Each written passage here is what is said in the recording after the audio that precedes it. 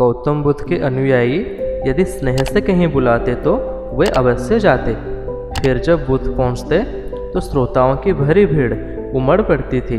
बुद्ध के वचनों में जो अमृत था उसका पान करना सभी को प्रीतिकर लगता था। उनके उपदेशों में ऐसा कुछ अवश्य होता था जिससे गंभीर समस्याएं सुलझ जाती थी। गौतम बुद्ध के स्नेह भरे वाणी सुनकर सभी अपने जीवन को सार्थक समझते थे। एक गरीब किसान गौतम बुद्ध का बहुत बड़ा भक्त था। एक दिन वह गौतम बुद्ध के पास आया और अपने गांव आने का आग्रह किया।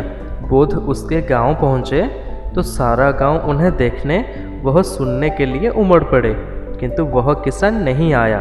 हुआ यह कि उसी दिन किसान के बैलों की जोड़ी कहीं खो गई थी। किसान इस दुविधा में रह गया कि बुद्ध का प्रवचन सुने या अपने बैलों को खोजे।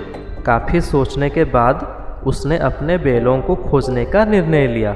घंटों भटकने के बाद उस किसान को अपने बैल मिल गए। वो थकाहारा किसान अपने घर आया और भोजन करके सो गया। अगले दिन वह अति संकोच से क्षमा प्रार्थी बनकर बुद्ध के पास पहुंचा तो गौतम बुद्ध बड़े स्नेह से बोले कि यह किसान मेरा सच्चा अनुयायी है।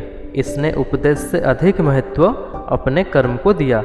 यदि यह कल बैलों को ना ढूंढता और मेरा उपदेश सुनने आता तो मेरी बातें इसकी समझ में नहीं आती, क्योंकि मन बैलों में अटका रहता। इसने कर्म को महत्व देकर प्रशंसनीय काम किया।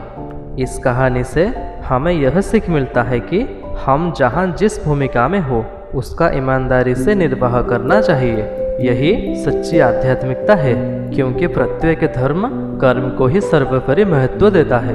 आशा करते हैं गौतम बुद्ध की ये कहानी आपको अच्छी लगी होगी।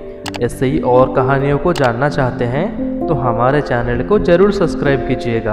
आपका मंगल हो, आपका कल्याण हो।